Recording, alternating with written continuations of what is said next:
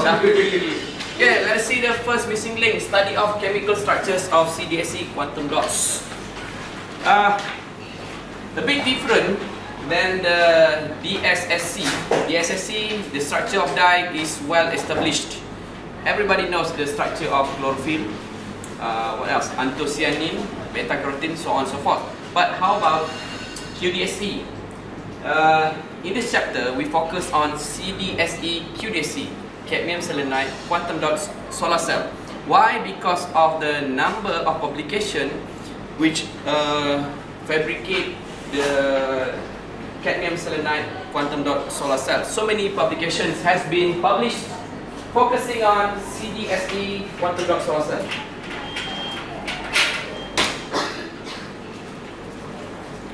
Now, so missing link number one, nobody has ever published or studied the chemical structure of CDSE quantum dots. So these are the experiments that we need to do if we want to study the chemical structure of any quantum dot. So first what we need to do is that, so this is my work. The first part is I try to synthesize the quantum dot using organometallic procedure. So this is the UVB spectra for the quantum dots that I have synthesized using the organometallic procedure. And that one, these are the UVB spectra for the quantum dots or nanostructures material that I have synthesized using colloidal procedure. Colloidal procedure, for example, I believe everyone has took advanced material lab. Am I right? Advanced material lab. Semua dah ambil kan? Do you remember experiment number 4? The preparation of liquid crystals. Liquid crystals. Some of you got very thick liquid, some of you got gel, some of you got soapy type, and some of you got really thin solution. Betul? Those are colloidal. Those things are colloidal. So we mix everything, we put the cadmium salt, we put the selenium salt, and we mix them in the colloidal solution, and there you go, we could get cadmium selenide within few hours. Unlike the organometallic procedure, this is very difficult to do and very dangerous. It's pyrotechnic, it is combustible, so we should take out any possibilities, any sources, any heat sources or fire sources that could possibly burn the samples. Tolong buka. Siapa nak? Iping. Muka baru bangun tidur. Dah mandi tak belum? Nobita.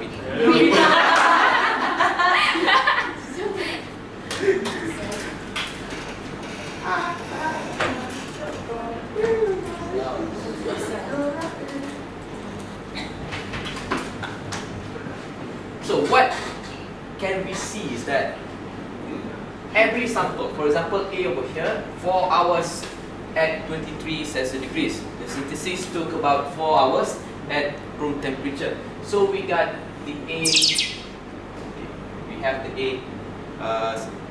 A sample. And we could see that the first isotonic peak is at this region, about 380 nanometer. Then we prolong the process at 64 hours at room temperature. We got B. So B is this one. So you can see that now the first exotonic peak has shifted to the right hand side. So this is our first exotonic peak. Then we prolong at 169 hours equals to how many days? Few days.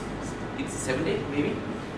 At room temperature, we still get the same first exotonic peak. It means that the size of the quantum dot doesn't grow. It remains. It's very stable. So I want to try other type of sizes.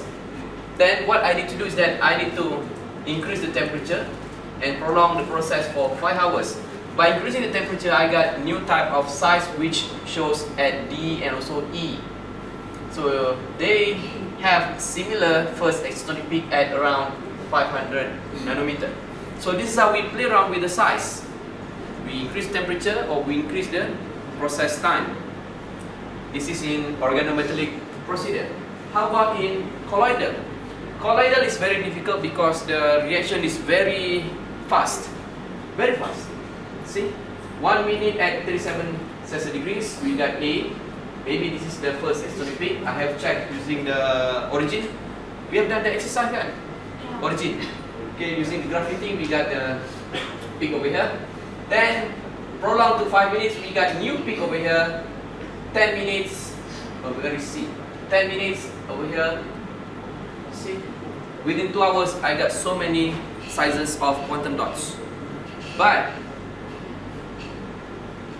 the peak, we cannot see the peak very clearly. If we could not see the peak very clearly, it means that the size distribution of our quantum dots is very wide. What does it mean? It means that maybe if we could see some hump over here, and if we try to calculate, maybe just assumption, if we, for example, if we have calculated the size, for example, 10 nanometer, this hump is due to the 10 nanometer size. Maybe the distribution of 10 nanometer size is the majority, and the size distribution is very wide because the peak is blunt. No peak could be observed clearly. Very wide means that maybe it's a mixture of 10 nanometer, 12, 20, 15, or below that size, maybe 6, 5, 4. Size distribution is very wide. Unlike this one, very sharp peak, it means that size distribution is very small. If we calculate the size which is correlated to this peak, for example 5 nanometer, it means that maybe there are some other particles with other size, 2 or 3 or 6, but very few. The majority is maybe 5 nanometer over here. This is good. We want this one. We don't want wide size distribution, we want narrow size distribution. Okay. So this one, wide size distribution, so it's not good. This technique is not good. This technique is good. This is the indicator showing that how good is our synthesis technique. What else? PL, later I'll show you what does it mean by this graph. Then we check using XRD. This is XRD for quantum dots using this technique. This is XRD of the quantum dots using this technique. What can you tell the difference between this XRD? Can you tell me one difference between these two XRD graph? Which one? Show to the class which one? Come on, we are recording video. Say hi to the video. Yes, good. We have one extra peak over here. Why? Why is this peak is showing and that one is not showing?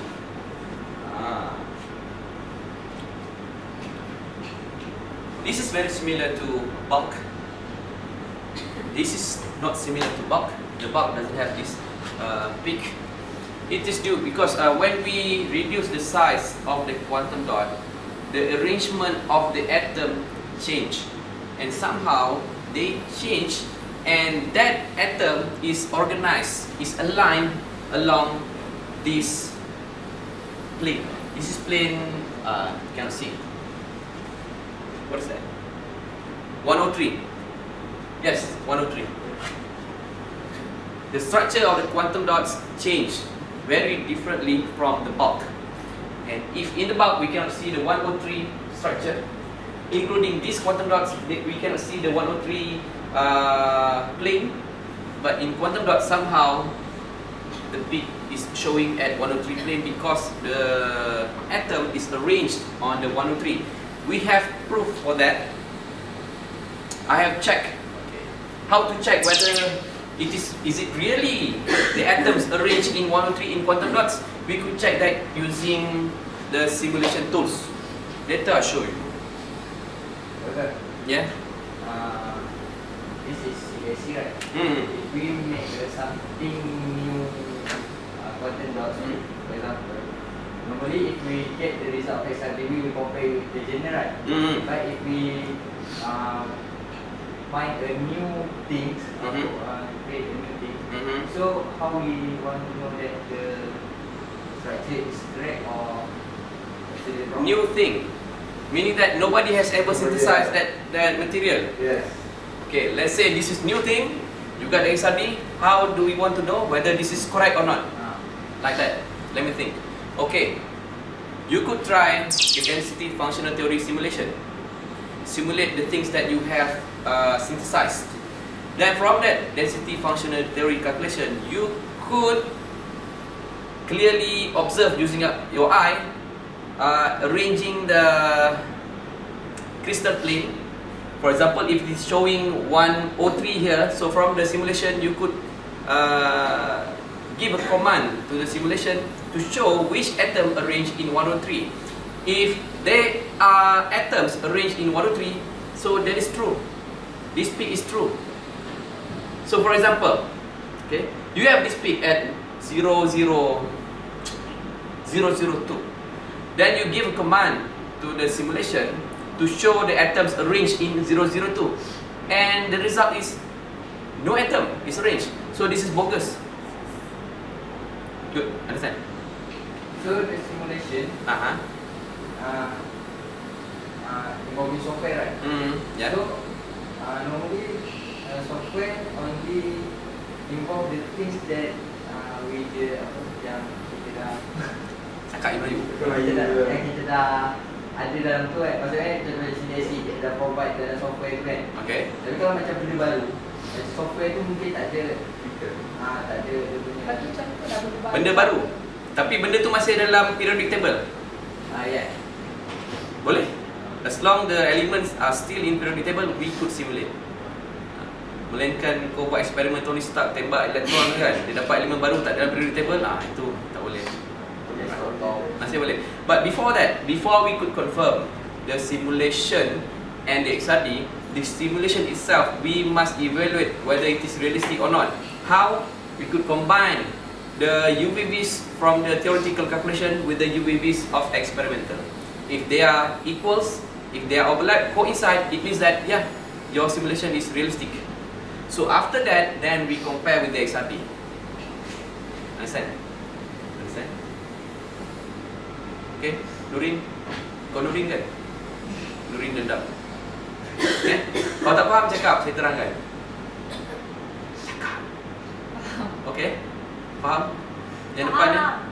Oh. Yang depan ni? Faham kan? Faham, nanti soalan final aku pula, aduh, tak faham rupanya.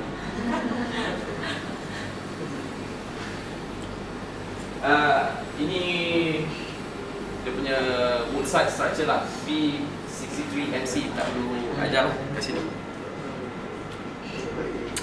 So how do we estimate the size of the synthesized quantum dot? So we could estimate the size using the lambda from the UV spectra. That is why UV spectra is important. That is why sometimes we need to do the origin fitting to determine which is the exact location of the exotonic peak. For example, this one, it is clearly shown. But how about that one? No clear peak could be observed. So we need the origin fitting. So if we already confirm the first exotonic peak, we need this equation. Do not memorize.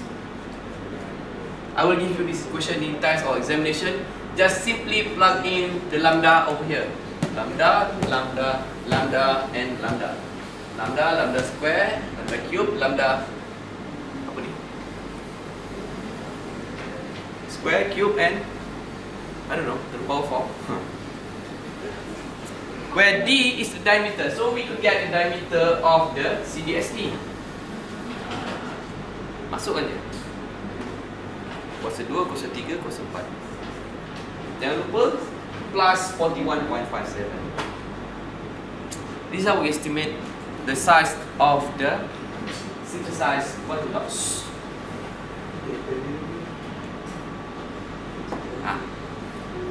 Remember, when we reduce the size, let's say for example the CDSE, the bulk CDSE, they have 1.7 electrovolt of band gap. When we reduce the size of CDSE, the energy levels will expand. including the band gap. The band gap also will expand. So the band gap of quantum dot CDSE is no longer the same as the band gap of the bulk CDSE. So we need to calculate the new band gap of CDSE quantum dots. How? Using this equation. This is effective mass approximation or EMA equation. Just simply plug in the band gap of the bulk CDSE. For example, bulk CDSE, the band gap is 1.74. Plug in. We have reduced Planck's constant. And this time, make sure you use EVS. Yesterday I showed you one equation, you need to use JS. What equation is that? Yesterday? It's this one. Oops. This one. For this equation, for exciton Bohr-radius equation, the reduced Planck's constant, you need to use JS, joule second. Whenever playing around with the band gap or energy level, make sure the reduced Planck's constant is in electrovolt. Exciton Bohr-radius pakai joule second. Energy level or band gap, you need to use EV second. So ME is the effective mass of electron. For CDSE, it is 0.13 MO. MO is electron rest mass. MH is the effective mass of pole. E, where is it? E, charge of an electron. This is, what's the name of this thing? Not psi. Epsilon is dielectric constant, which is 9.4. Ini bukan chapter 9.4. This is the value. It's constant, no unit. Dielectric constant is 9.4. Plug in all the value, you'll get the band gap of the quantum dot CDSE. Masuk je. And yesterday we have detected the problem of calculation using this equation or using the equation that I've showed you. You have problem at this part, kan? Many of you miscalculate at this part. So be careful. Darab sir.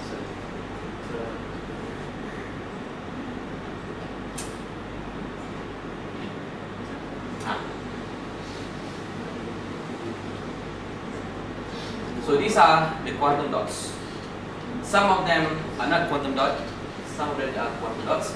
So we have simulated the CDSE 6, 13, 16, 26 and 32. It means that we have 6 CD and 6 SE, 13 CD and 13 SE, so on and so forth.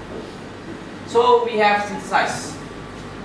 We have checked the realisticness of this structure, the chemical structure of the CDSE quantum dots, and they are realistic and they are tally with the quantum dots that we have really synthesized in the lab. So now it's time for us to select. So which of these quantum dots or nanostructure material is the best for the quantum dot solar cell? Okay, this is missing link number 1. Yeah, we have established. Then number 2, we need to study the emitting state of CDSE quantum dots and the performance of quantum dot solar cell. Study the emitting state. I mean the LUMO density or the excited state electron density. This is CDSE 6, CDSE 13.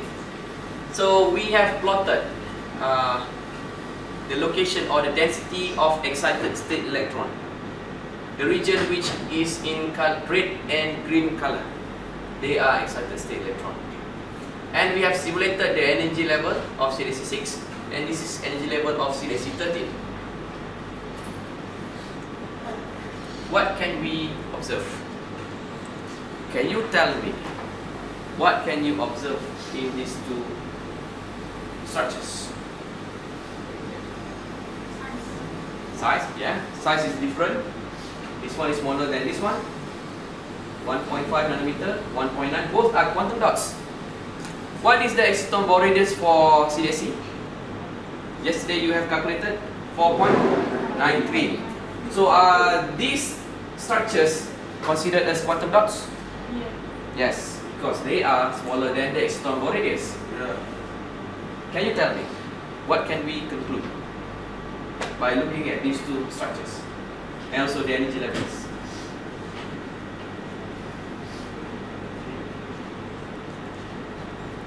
What should we look at?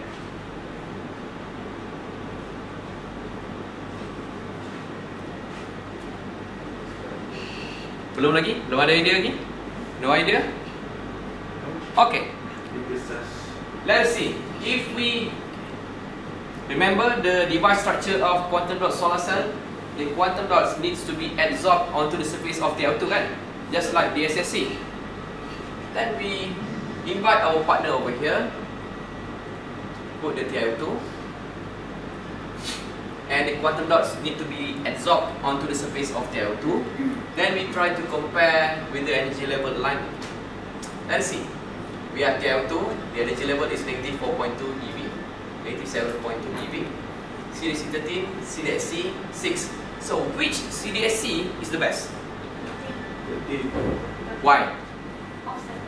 Because small. The smallest offset is the CDSC 13. Smaller offset means efficient electron ejection or FRET. So CDSC 13 looks like the best for the time being, and CDSC 6 could not initiate efficient electron ejection or efficient FRET.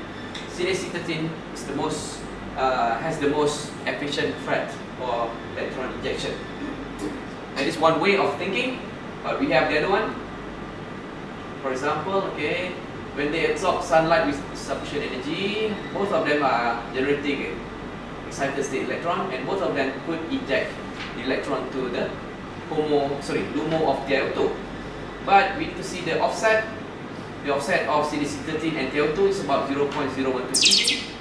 The offset for the other one is about 0.18 eV. It's clearly shown that this one has smaller offset and could promote efficient electron ejection from CDSC to TiO2. That is one way of thinking. How about the other one? How about CDSC 16 and 26? Same case, compare. We compare the LUMO and HOMO, LUMO and HOMO. It shows that, is it still quantum dot? Yes. Is it still quantum dot? Yes. But how about the energy level alignment? Are they well aligned? No. Because the conduction band of TiO2 is higher than the LUMO of CDSC 16 and higher than LUMO of CDSE 26. So both of them are not compatible to be used with TiO2. Maybe we could use other metal oxide, not TiO2. They are not compatible. Electrons cannot be injected to higher conduction band.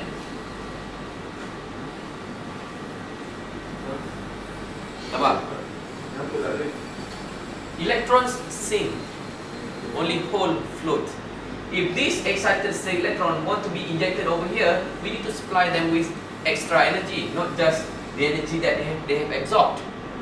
This energy from sunlight they have been absorbed by the electron in the HOMO, and the electron is excited to the LUMO, and this electron cannot be further be excited to be injected over here. They need to be injected to the lower conduction band, just like this one. They will sink.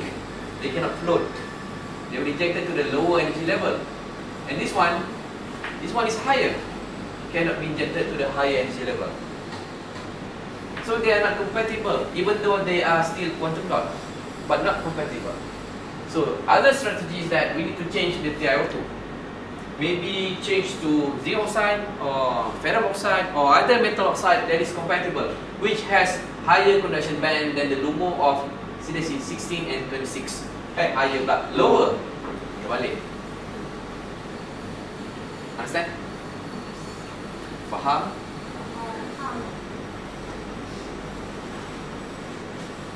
Nurin mungkin? Jangan berdendam dengan saya. Lukisan tu simpan tak? Simpan? Oh, ada bawa?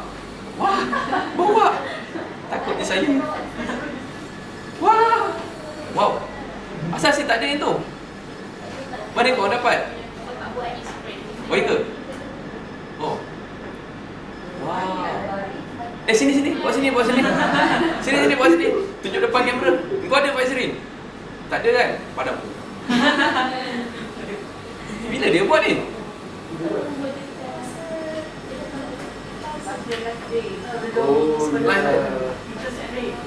Batik ala baru. Oh, batik ala baru. Tengok. Tunjuk depan kamera. Okey. Ni kau buat sendiri?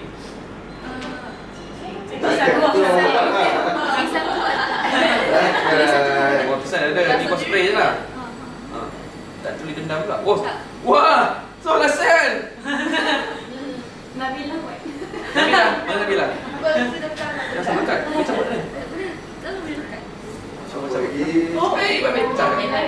Tak payahlah pecah kan. Kau kira suka pisau. kau ada dua set tu. Belakang tulis apa? Dr. Syabul.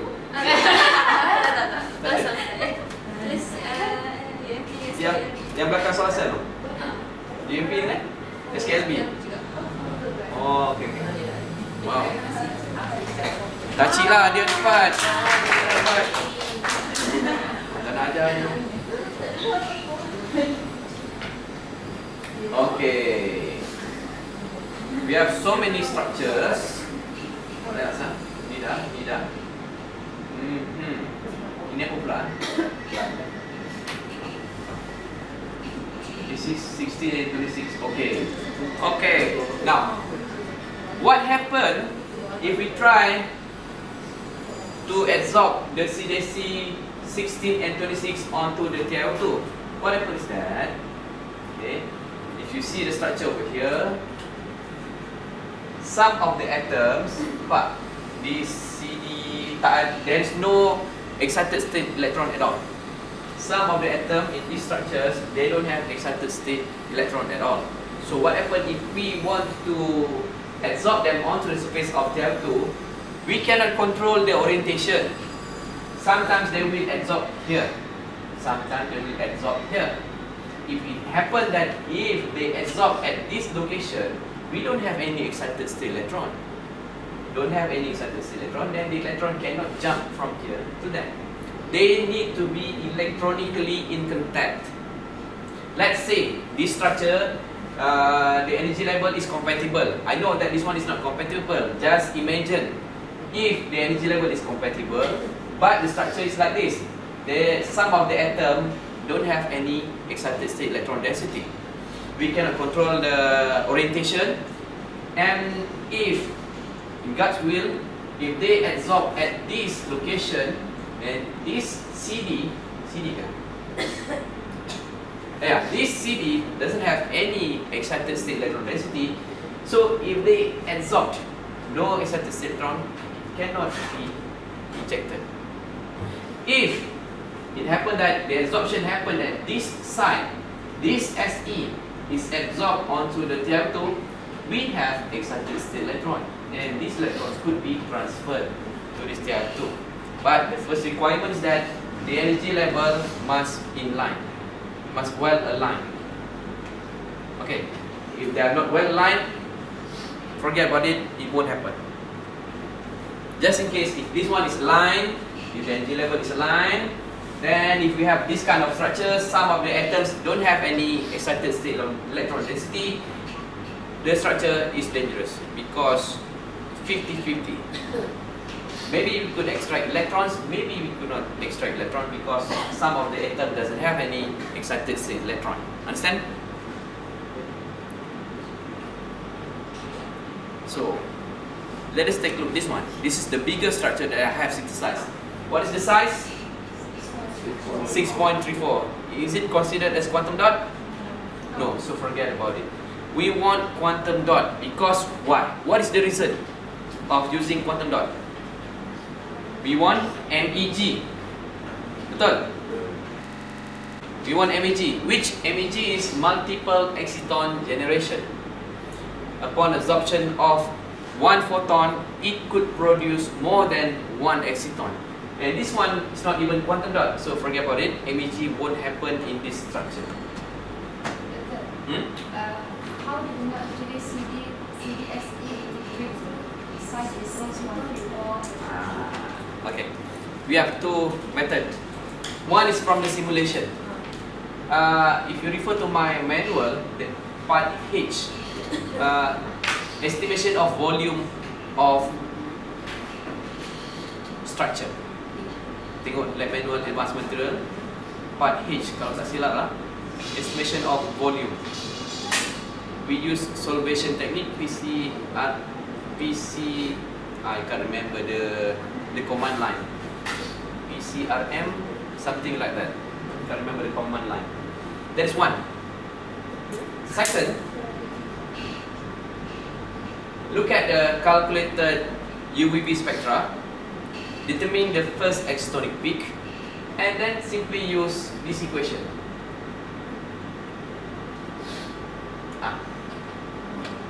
Then we got size. So we have two techniques. Sejam ke hari ni? Yes. Tak ada kelas pukul apa? Tak ada kelas? Macam nak makan. Lab pukul apa? 2. Lab saya. Lupa. Sikit ni. Okey, itu je lah. Tak faham tak ni sekarang setakat ni? Ni masuk final exam tau, chapter ni. Betul. Kau tengok orang yang tak ambil final exam tanya banyak. Previous time, this one impossible for electron injection kan? Yes. So, if kita alter situation, we use TiO2, CDSE 60, and sebelah TiO2 we put PBS. Sini.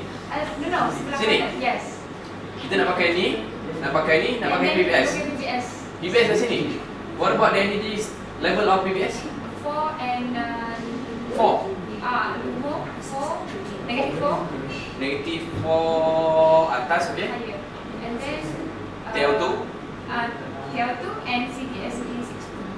So what is the function of CDSE 16? Oh, you want the electron injection happens from the PBS to TiO2, TiO2 to CDSE 16. Yes, yeah. So what is the function of this one? Electron acceptor. The more the layer, the slower the electron will reach to the other electron. So the lower the ISC. If possible, we minimize the number of layer. Saya tunjuk kenapa. Dia ada sebab. Saya tunjuk ada dalam slide-slide ni. Okay, now what is the perfect size for CDSE? CDSE berapa ni? Ada lecture notes kan? 13 kan? Ya. Oh, pink. Dia tak atas malam pun 13. Berapa size dia? 1.9. 1.9 is the ultimate size kan? Let us see. These are the results from 2006 and 2014. People has been doing CDSE quantum dot solar cell from 2006 sampai 2014. They are producing so many. I forget what is one. Focus on this one. This is the efficiency. Look at the red dots. What is the highest efficiency? About 5. Tell me which size they are using. Our ultimate size is 1.9 kan? Ada pakai tak? 1.9 is here. Ada pakai tak? Nobody has ever used 1.9 nanometer. They just simply say that, this is CDSE quantum dot solar cell. What is the size of your CDSE quantum dot solar cell? 8 nanometer. 8 nanometer. Can we consider them as quantum dot? Quantum dot is up to this 4 point something kan? 4.9 kan? This is the return of quantum dots. These are not even quantum dots. So this explains why their efficiency is very low, below than 6. They are not using the perfect size. The perfect size is over here. Nobody has used it. But why? If energy level misalignment happen, but why we still can get efficiency? Tadi kita dah tengok kan, energy level misalignment kan.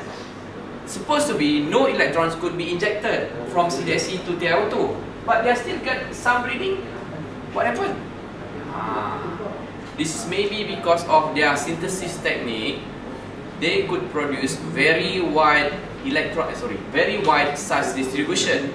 So they claim they have produced 4 nanometer of size, but actually in their synthesis technique, they accidentally synthesize the quantum dot with lower than 4 nanometer, and that CDSC, which is lower than 4 nanometer, gives this conversion efficiency.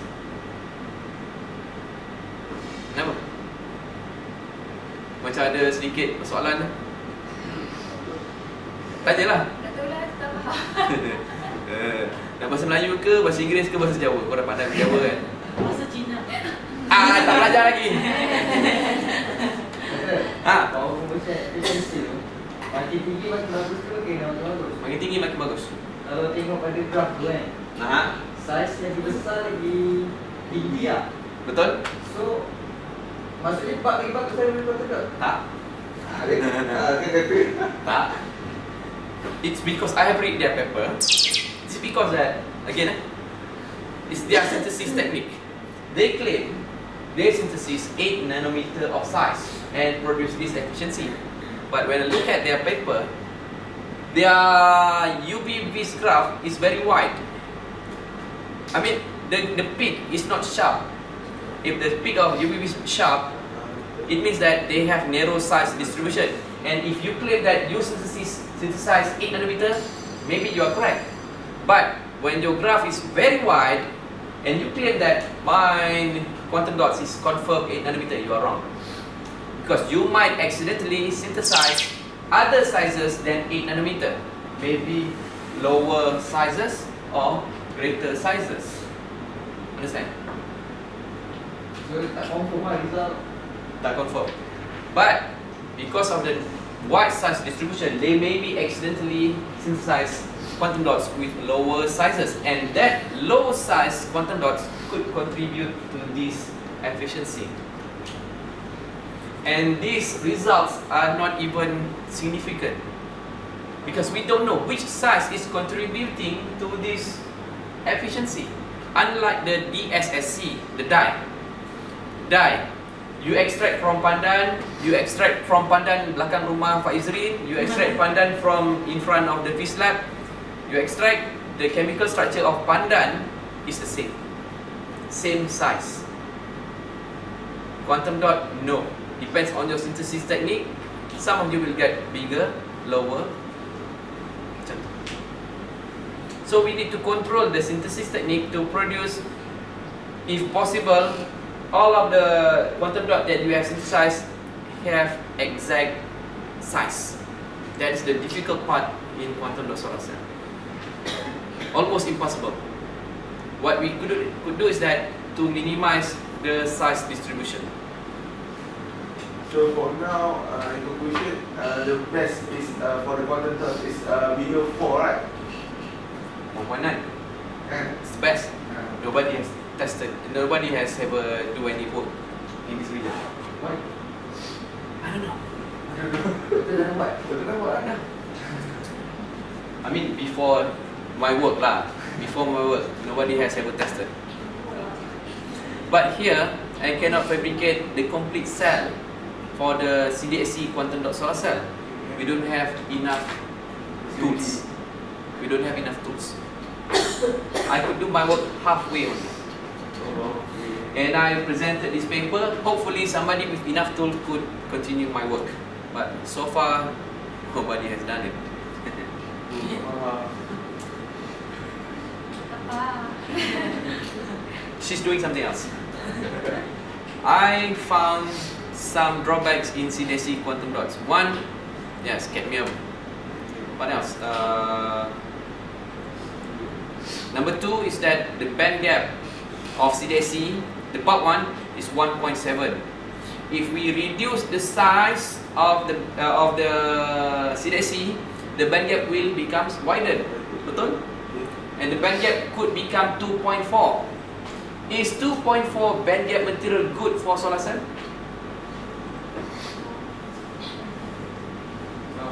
Chapter 1, no, kan? We need band gap, we need material with band gap, with small band gap, kan? That's why Farha is doing small band gap material.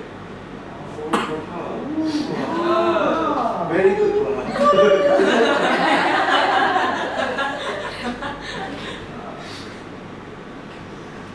Masa dulu saya tak tahu kan, what is the connection between the band gap and ability to absorb light? Tak tahulah, hantam saja. So when I finished the thesis, I found out, this is the killer question that the Viva panel could ask me. Baru perasan. We want MEG. Dah pukul 9:00. I think we continue later lah. Sama ada tak? Nanti cerita tak habis. Minggu depan lah. Okay. Okay.